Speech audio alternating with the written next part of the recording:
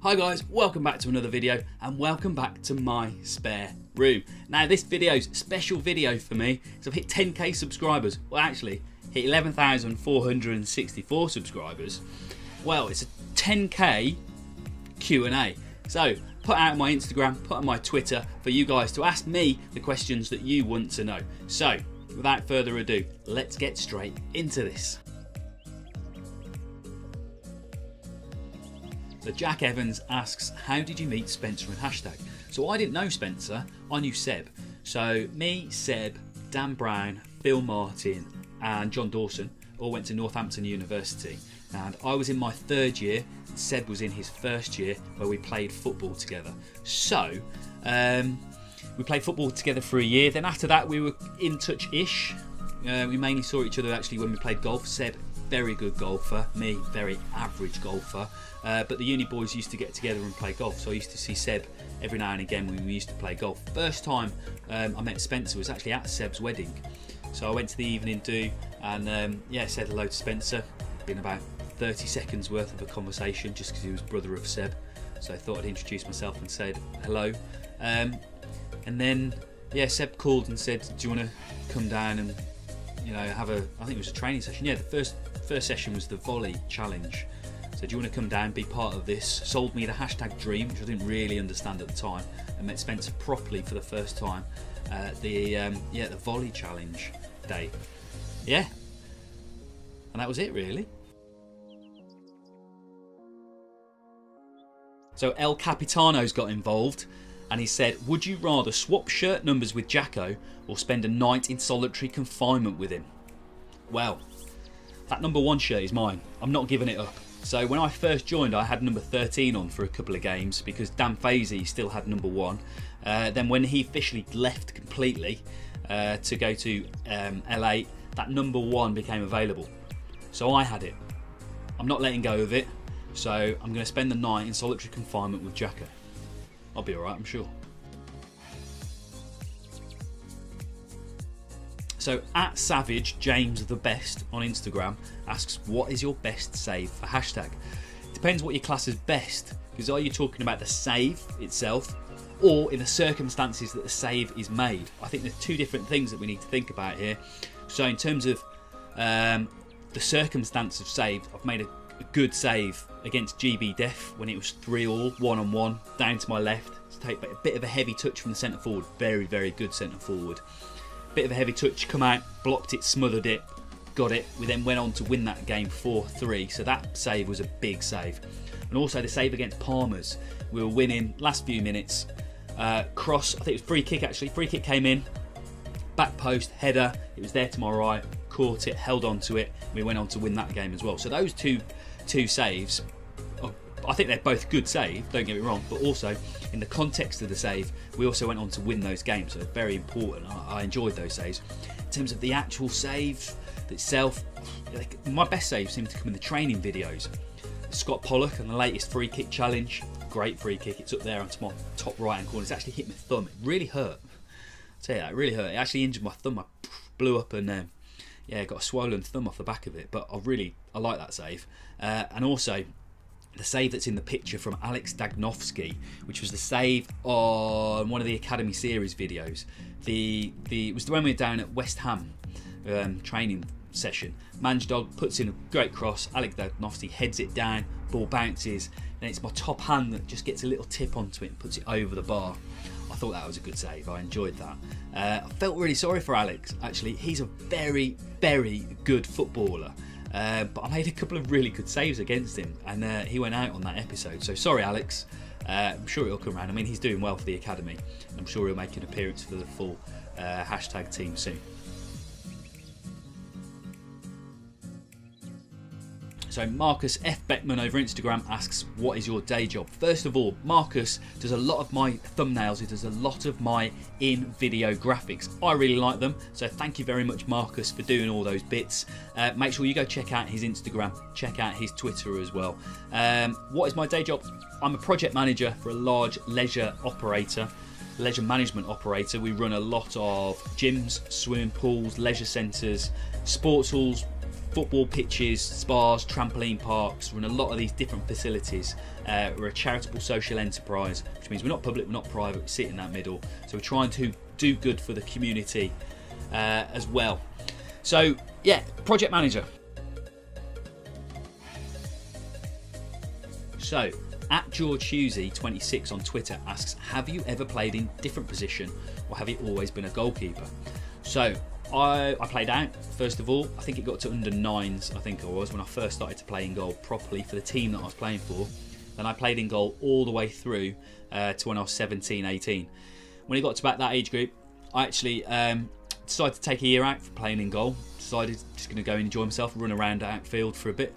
Thought to myself, I'll be a centre forward. I think all goalkeepers like to think they can strike a ball and think they can play up front, score some goals. Turns out I didn't really score a lot of goals. A lot of industry, a lot of running, but didn't really score a lot. But I had a year out playing outfield, and I went to university after that, went back into goal, and then after university played out again after uni. So I went from thinking I was a centre forward to a bit of a withdrawn centre forward, a bit of a false 9, number 10 role. I like to think I was a bit of a Teddy Sheringham, no pace, none whatsoever. Then went from there, centre midfield, centre half. So I kind of moved backwards as I got older. Played in every position outfield apart from left back, and I only started playing in goal again when I got the call from Sebi Boy asking if I wanted to play in goal for hashtag. So yeah, spent time, most probably spent about the same amount of time, if not more time now actually, playing outfield than I have done in goal. What goalkeeper inspired me? So, the goalkeeper that I used to watch a lot of, my generation of goalkeeper, Peter Schmeichel. What a goalkeeper he was. I think he redefined goalkeeping, brought in new techniques, did things differently, and was just such an overall massive, huge influence on the really good Man United team of that era. He was the pinnacle of goalkeeping. So what team do I support? As mentioned, Wolves fan. But I started life as a Liverpool fan. Don't ask me why. It was the first kit I ever got bought. It was Liverpool, candy, white little flecks. From there, my friend of mine that I used to play with, his younger brother, he was too young to go to the Villa games, the night games at Villa Park. So I used to go sit in the Holt End. It was at the time of Gareth Southgate played, Nigel Spink, Mark Bosnich, Gary Charles, Alan Wright, Paul McGrath, Hugo Ekiog played. Mark Draper I used to be a big fan of Mark Draper. Tommy Johnson, Dalian Atkinson, Dean Saunders, Savo Milosevic, these sort of players. Villa were actually pretty good at that time. Finished second in the league, I think. Won the League Cup a few times. So yeah, I was a Villa fan for a little bit, and then most probably when I was about 11, 12, stopped going to Villa, started going down the Wolves with my dad. So became a Wolves fan, proper Wolves fan. Then I lived just outside Wolverhampton, or I did when I was growing up, so became a Wolves fan, got a season ticket in the Billy Wright stand. We were always a big spending team in the Championship or in the First Division as it was. And we always seemed to get in the playoffs or just below the playoffs, but never got into the Premier League when I was a season ticket holder. And then when I was at university, we got promoted and I went to the Millennium Stadium for the playoff final against Sheffield United. But yeah, Wolves fan. So now, yeah, I like to go home. Haven't seen a game for a few years actually now, so I need to get back onto that and actually go and watch Wolves live play. So hopefully I'll be able to do that this season when they get promoted next season. So favourite all-time goalkeeper and why? So as mentioned, Peter Schmeichel. Always huge fan of Peter Schmeichel. Mike Stahl, Wolves connection. However, my favourite all-time goalkeeper was Gordon Banks actually. I was at school and we had to do, I think it was an English essay of some sort, or you had to do someone that you admire, and I picked Gordon Banks. My dad used to, I'm sure he still does, but no, the 1966 World Cup winning team, 1-11 plus subs, everyone who's played knows them off by heart. Gordon Banks, number one. Now, if you haven't seen his save against Pele in the 1970 World Cup, make sure you see that. Google it, YouTube it. What a save that is. So Gordon Banks, why he won the World Cup with England. No other English goalkeeper has been able to say that. Peter Shilton.